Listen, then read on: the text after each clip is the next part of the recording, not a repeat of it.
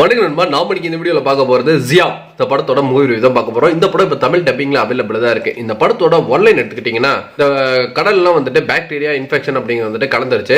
அதனால ஏகப்பட்ட மீன்கள் அப்படிங்கிறது வந்துட்டு இறந்துருக்குது.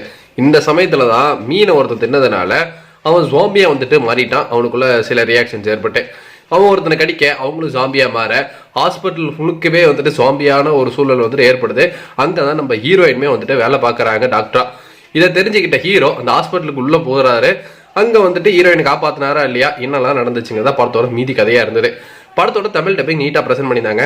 படத்துல அந்த ஹீரோ ஹீரோயின் போர்ஷன்ஸ் ஆகட்டும், சின்ன பையன் ஒருத்தர் இருப்பான் படத்துல, ஸோ அவனோட த்ரூ அவுட் போர்ஷன்ஸ் ஆகட்டும், இது எல்லாமே வந்துட்டு அழகா டிசைன் பண்ணப்பட்டிருந்தது.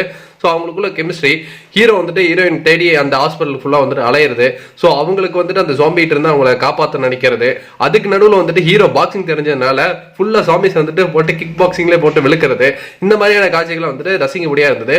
ஜாம்பிஸை காட்டின விதம் ரொம்ப கொடூரமா பயங்கரமா வந்துட்டு அமைச்சிருந்தாங்க. அது நல்லா இருந்தது பாக்குறதுக்கு. படத்தோட கிளைமேக்ஸ் வந்துட்டு சூப்பரா இருந்தது. அது ஒரு மாதிரி வந்துட்டு சேடா வந்துட்டு முடிச்சிருந்தாங்க. இருந்தாலும் ஒரு ஓகேவான கிளைமேக்ஸா தான் வந்துட்டு என்ன பொறுத்த வரைக்கும் அமைச்சிருந்தாங்கன்னு சொல்லலாம். அந்த சின்ன பையனோட கதாபாத்திரம் எடுத்துக்கிட்டீங்கன்னா, அவனுக்கு கொடுக்கப்பட்டிருந்த அந்த தமிழ் டப்பிங் வசனம் ஆகட்டும், ஸோ அவனோட காட்சி அமைப்பு ஆகட்டும், ஒரு சீன்ல வந்துட்டு ஹீரோயின் வந்து அவன் தான் காப்பாற்றுற மாதிரி ஒரு காட்சி இருக்கும். அவனோட அம்மாவும் அந்த ஆஸ்பத்திரியில் தான் இருப்பாங்க. அவங்க சாமியை மாறினதுக்கு அப்புறம் அந்த பையன் ரியாக்ட் பண்ற விதமாகட்டும், இது எல்லாமே வந்துட்டு ரொம்ப சூப்பரா ரசிக்க முடியா இருந்தது.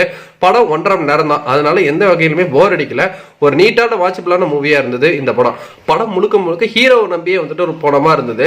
ஏன்னா ஆப்போசிட் சைடு கவர்மெண்ட் சைட்லயே வந்துட்டு பெருசா வந்துட்டு எந்த ஒரு ஸ்டெப்ஸுமே வந்துட்டு எடுக்கல. ஒரே ஒரு ஹீரோ எத்தனை ஜாம்பி தான் வந்துட்டு அவரால் சமாளிக்க முடியும். கையில கன்னும் கிடையாது. அவரும் வந்துட்டு சுத்தி சுத்தி வந்துட்டு அடிச்சுட்டே தான் இருக்கிறாரு. எவ்வளவு வந்துட்டு அடிக்க முடியும், எவ்வளவு நேரம் நம்மளும் அதை பாக்குறது. பட் தாராளமா ஒரு வாட்சபிளான மூவியா இருந்தது. நீங்க இந்த படம் பார்த்திருந்தீங்கன்னா உங்களுக்கு எப்படி போச்சு, நம்மளோட கமெண்ட் செக்ஷன்ல தெரிவிட்டுருங்க. நன்றி, வணக்கம்.